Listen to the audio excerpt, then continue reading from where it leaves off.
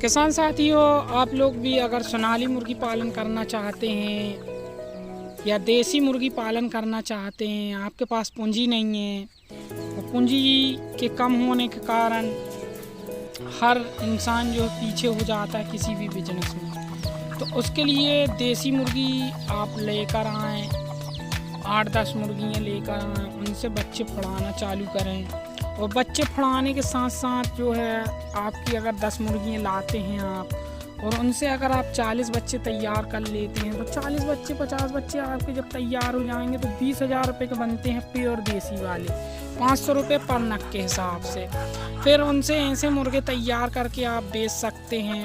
और मुर्गियाँ जो है इस प्रकार से अंडा देने के लिए खुद ब खुद आ जाती है। आप फीड डब्बा लगा सकते हैं, डब्बा मतलब अंडा देने के लिए लगा सकते हैं।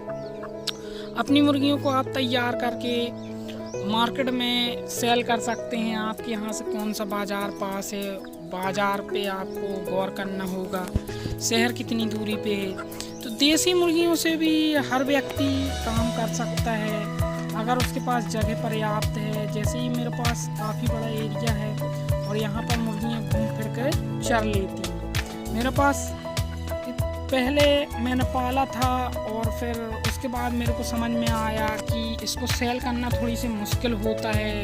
सोनाली को पालने के बाद जब मैंने उसको तैयार किया, एक तो वो 90 दिन में तैयार हुआ था, और उसके बाद जब मैंने सेलिंग के लिए सोचा तो मेरे यहाँ पे सोनाली की चलन जो है बहुत कम है। मध्य प्रदेश का एक ऐसा क्षेत्र है जो जबलपुर क्षेत्र, यहाँ पे सोनाली मुर्गी को उतना महत्व नहीं दिया जाता। हालांकि मध्य प्रदेश के ऐसे बहुत से इलाके हैं जहाँ सोनाली मुर्गी की चलन है, लेकिन मेरा क्षेत्र जो है यहाँ अफसर लाइन है, और यहाँ से जो लाइन जो है जैसे सिविल लाइन वगैरह है और यहाँ पे हाई कोर्ट वगैरह है, तो यहाँ पे जो है सब देसी जानते हैं। कई लोगों के फार्म खुद के हैं, यानी गेस्ट हाउस बने हुए हैं, तो वो लोग खुद पाल के रखे हैं, तो देसी और सोनाली में फ़र्क समझते हैं। तो इसलिए हमारे यहाँ जो है सोनाली का उतना महत्व नहीं रहता, क्योंकि देसी जो है, देसी का आप 800 रुपये 900 रुपये भी बताएंगे तो वो 700 600 700 रुपये का आराम से खुशी खुशी ख़रीद लेते हैं।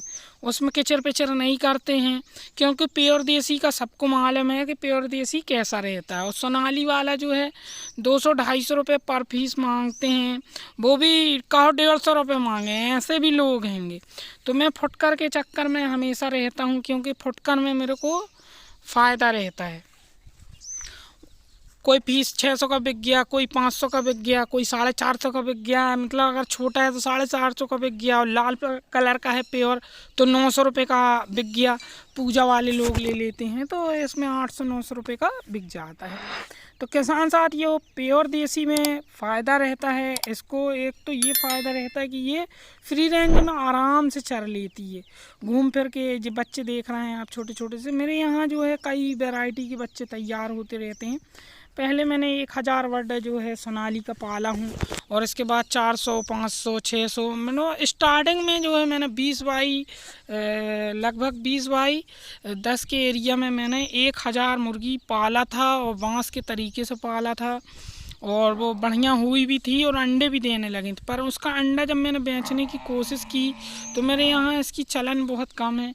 तो यहाँ पे जो चलन कम होने के कारण जो है इसकी डिमांड उतनी नहीं रहती है, और उसकी वजह से जो है मेरे को एक लॉस हुआ था कि जो मेरा देसी का काम था उससे जो मेरे पुराने ग्राहक थे वो बिचक गए थे कि भैया आपके पास तो फार्म वाले मुर्गे हैं। तो देसी में भी बहुत से लोग वही कहते थे कि देसी होने के बाद भी लोग कह देते थे जैसे ये प्योर देसी है, इसको भी लोग कह देते थे कि सोनाली है, ये है, वो है। हालांकि बनाई हुई ब्रीड है, मैं तो हमेशा ब्रीड पे काम करता हूँ। मैं नस्लें जो हैं तैयार करने की कोशिश करता हूँ, और अच्छे से अच्छी नस्ल बनना चाहिए, इसमें चमक आना चाहिए, ग्रोथ होना चाहिए, जानवर में वज़न होना चाहिए। सोनाली, कड़कनाथ, मैं कई वैरायटी से जो है क्रॉस करके प्योर देसी को तैयार करता हूँ। और इनमें नस्ल सुधार में ये फ़ायदा होता है कि अंडा उत्पादन, मांस उत्पादन के लिए अच्छे इनमें वज़न भी निकलता है। और जो एकदम गौरान जो होता है, जो खिचड़ा होता है, वो 1 किलो का पीस काटोगे तो आप आधा किलो निकलता है। और मेरे पास जो 2-2.5 किलो का वज़न आता है इनमें। और ये देसी हैं, क्योंकि मैंने हैचर से नहीं निकाला हूँ इनको। हैचर भी था मेरे पास, पहले हैचर भी था, मैंने फिर बेच दिया हैचर, क्योंकि हैचिंग में मेरे को समझ में नहीं आया, मेरे को अच्छा नहीं लगा। उससे अच्छा तो मेरी मुर्गी है, लाइट वगैरह गोल होती रहती है। जो ग्रामीण क्षेत्र है यहाँ लाइट का बहुत ज़्यादा प्रॉब्लम रहता है, तो मेरे को अच्छा नहीं लगा। 40-50 बच्चे तो मेरी खुद मुर्गियाँ चरा लेती हैं, तो मैं क्यों किस लिए फालतू इसके पीछे लगूँ। तो मैंने जो है डायरेक्ट जो मुर्गी यही से मेरे को फ़ायदा समझ में आया, और ऑर्गेनिक तरीके से ही मैं काम करना चाहता हूँ। और हो सकता है कि अगर भविष्य में कभी मैंने फार्म तैयार भी किया तो 1000 बनाऊँ चाहे 2000 बनाऊँ, मैं प्योर देसी का ही बनाऊँगा, क्योंकि देसी से मेरे को बहुत लाभ है। देसी में उतना झंझट नहीं रहता। किसान साथियों, इनको एक प्रॉब्लम ये आती है मुर्गियों को, चाहे कोई सी मुर्गी हो, चाहे देसी हो चाहे तुम्हारी सोनाली हो, इनके जो हैं पंख होते हैं, और पंख होने के कारण जो है इनके अंदर जो है पसीना रोधक क्षमता नहीं होती। मुर्गियाँ जो है पंख फैलाकर खड़ी हो जाती हैं, और यही इनका एक कारण होता है। मुंह से जो ऑक्सीजन लेती हैं, तो इनके लिए जो है गर्मी के दिनों में आप जो है पानी बहा दें ज़मीन में, और पानी अगर बहा देते हैं तो उससे फ़ायदा ये होता है कि इनको जो है थोड़ी राहत मिल जाती है। या कि फिर एक सिस्टम बना दें, जो कूलर की घास वगैरह आती है तो वो भी एक टपरा सा बना सकते हैं, और एक छोटी मोटर फिट करके आप फोगर वगैरह लगा दें तो ये भी उसमें भी सरवाइव कर जाती। ये सब ताम झाम ज़्यादा मुर्गी हैं जब पालते हैं अपन 1000-1500, उसमें ऐसे 100-200 मुर्गी में तो इतना वो नहीं रहता, ज़मीन में बहा दो चल जाएगा। जब अपने हज़ारों की तादाद पे पालेंगे किसान साथियों, तब लगता है ये सब।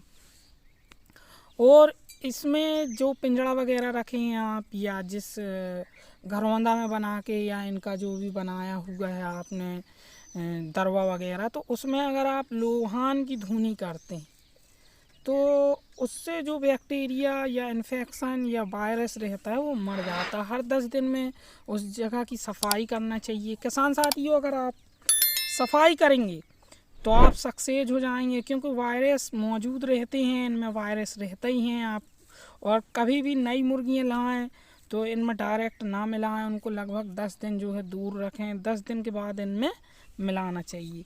किसान साथियों, एक चीज़ और है, जो शौकिया तौर से पालने चाहते हैं उनके लिए भी बता दूं कि असील जाति के जो मुर्गे होते हैं उनसे भी आप देसी मुर्गियों को क्रॉस करके एक अच्छी नस्ल बना सकते हैं, लेकिन अंडे की क्षमता कम हो जाएगी।